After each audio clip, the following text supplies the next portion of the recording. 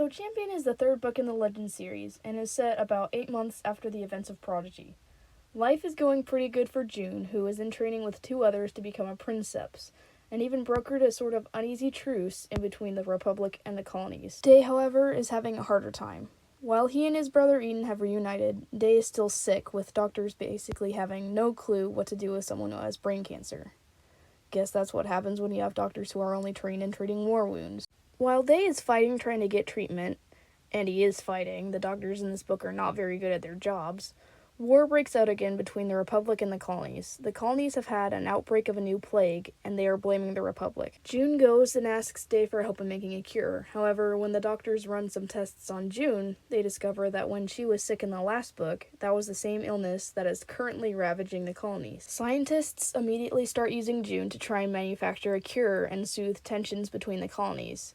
But by the time that they are able to make one, it is too late, and the colonies have already started to invade the Republic.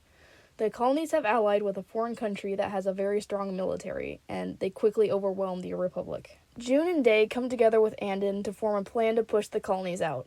They decide to fake surrender so all of the colony soldiers will spread out, and then attack when they are scattered. And this is all while Day's illness is getting worse, and he is at a point where he needs medicine and treatment immediately after they push the colonies out. After a long struggle, they succeed in defeating the colonies, and Day is taken into a hospital to have emergency surgery. And because they had this surgery on his brain, it is damaged enough that Day forgets basically all of the events in the previous books and all about June.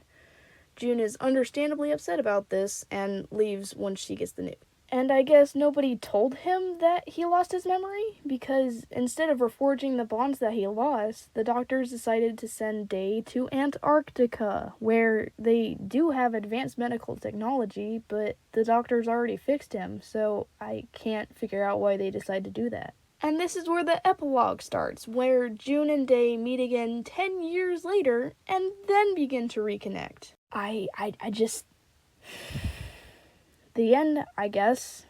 This book was, in one word, confusing.